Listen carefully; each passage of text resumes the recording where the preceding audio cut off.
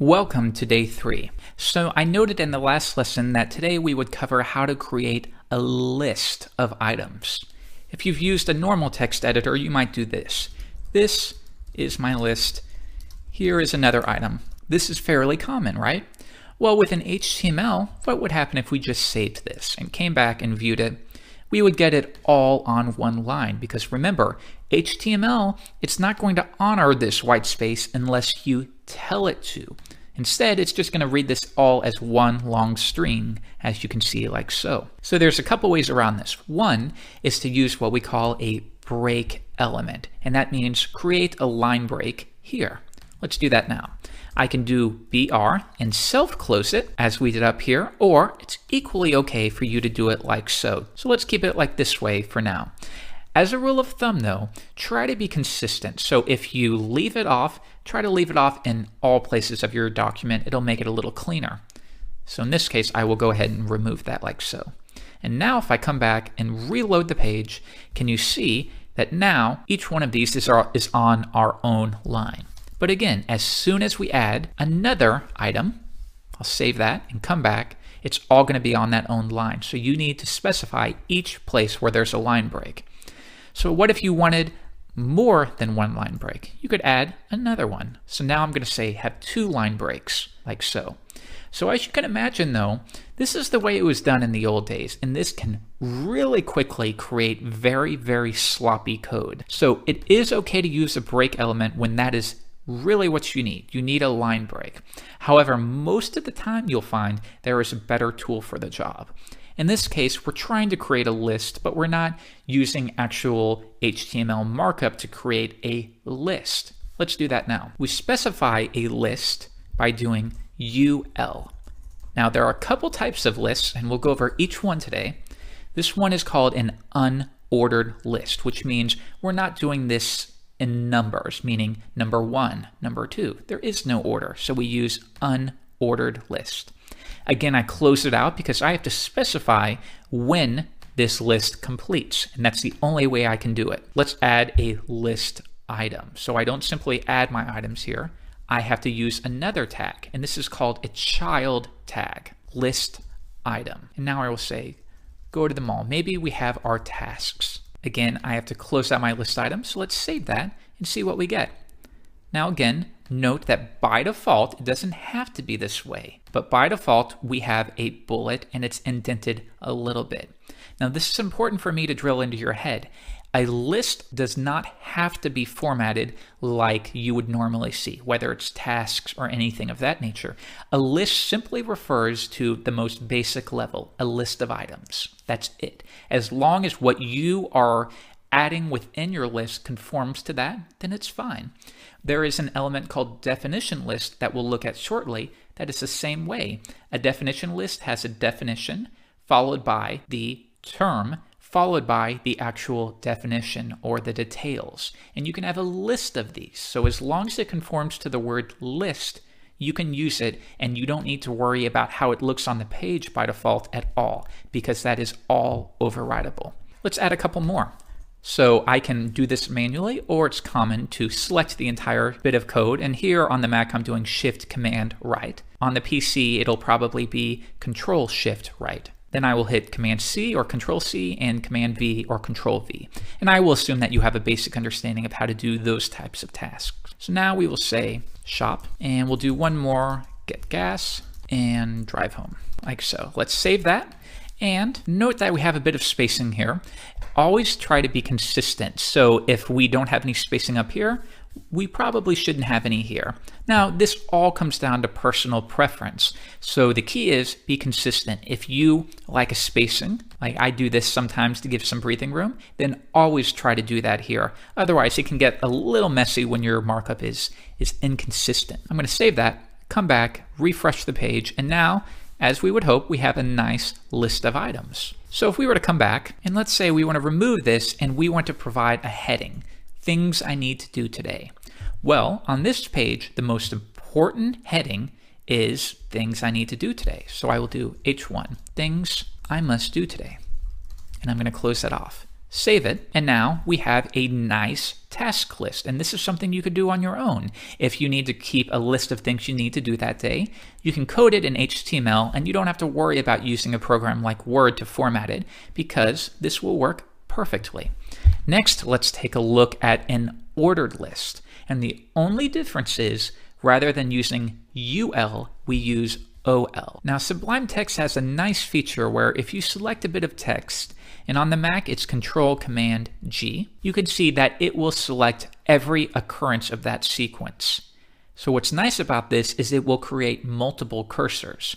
If I wanted to change this to an ordered list, after pressing Control-Command-G, I can now type OL, and notice that it updates in each section. On the PC, on the other hand, you will press Alt F3. So for example, if I said hello, and down here hello, and then maybe up here hello as well, I'm going to select this word, press Control-Command-G on the Mac or Alt F3, and it's going to select every occurrence of this. But it's not just a find and replace. It creates cursors. If I zoom in, notice that there's a cursor here, here, and here. And now I can delete that and write goodbye. Believe it or not, this is a very new addition to code editors, and it's vital that you use it. We joke these days that I couldn't imagine not having this option available. And I also want you to note, it's only available to my understanding in Sublime Text, but it'll surely become available in other editors in the future. But it's a very good technique to have, especially in situations like this, where we only need to change one or two letters, rather than doing it manually like this, which takes time, and it's still okay if you do that. I would prefer to select it and update both at once. So now we've switched to an ordered list. Let's see what the difference is. Now, this is more appropriate when you need to number things. Number 1, number 2, as you can see right here. So whether you use an unordered list or an ordered list really comes down to how you intend to use it. In this case of tasks, I think it makes more sense to use an unordered list because there is no order of events. So I will switch that back. However, if I did something like the 5 best ways to code, then I would use an ordered list for number 1, number 2, number 3, number 4, and number 5. So now that we've covered unordered lists and ordered lists, let's take a look at the last and least common, which is the definition list. So we will place this at the top, and we do a definition list by doing DL. Notice how often the element names correspond to the actual name. DL for definition list. Now this is slightly more complex, but you can understand it. A definition list requires for each item the term as well as the details. So it's common to use it for definitions, but it doesn't have to as long as you can make it fit into that concept. Let's stick with the definition idea. And let's say we want the definition term, and we'll say Sublime, and I'm going to close it out. And now we need to provide the definition for this or the details for that. It doesn't have to be a definition. It's just simply a way to connect this to this value. And I will say a code editor. Let's view that in the browser. Refresh. And now notice that the default formatting is to have the term here, then the details or the definition is on its own line and indented. So if we wanted to have a handful of these, I could copy this and paste them in like so. And I'll do a couple more. I refresh. Now you can see all of them take that syntax and styling. But again, it does not have to. If you would like the details to be on the same line as the term, you can do that as well. And we'll learn how to do that when we dig into our CSS. For now, we need to learn the basics and the structure of our page before we can style our page. Now, before we finish up for the day, I want you to take note of a couple things. Remember how within our paragraph, we could say hi, and then we could make there bold, like so. This is perfectly fine and clean markup. Now, this is not necessarily always going to be true.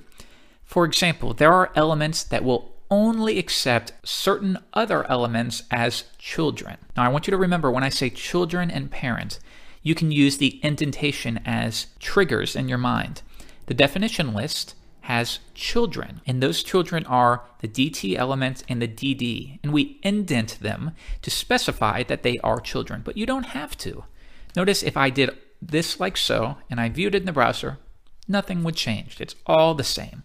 But we indent for ourselves and because it creates cleaner code. Also, it's a nicer way to know these are children of this element. So for example, the DT is a child of the definition list. This paragraph element is a child not of the H1, but a child of the body element. And we're going to take a look at that in day 4 much more specifically. But for now, it's important for you to know that you cannot simply take this paragraph of text right here and put it within a definition list. Let's see what would happen if we did though. Save it, and if I refresh the page, you will see that it seemingly works. Let's try removing it, and we'll place it down here as well. Refresh. And seemingly it does work. And this is an important distinction to make, is that the browser will make up for your bad coding. Always remember that. The browser will make assumptions about what you meant here. So even though this is a bad practice, the browser will say, okay, well, he meant well. Let's just go ahead and display this on the page. But a definition list only wants definition terms and details. And if you don't follow this, in some browsers, there may be errors, because while Chrome may be smart enough to make up for your bad coding, maybe an old version of Internet Explorer will not. So always follow best practices. And this is going to be true for an unordered list as well. We cannot simply add a heading tag. We cannot simply add a heading tag like so.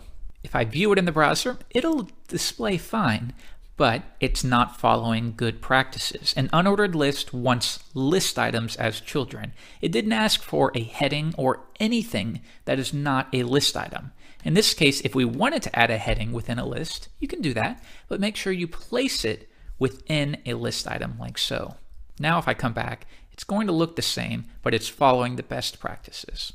Now here's one other quick note, is what if you have a heading and then you want a paragraph? If I save that, reload, that looks fine, but notice how quickly this is getting messy.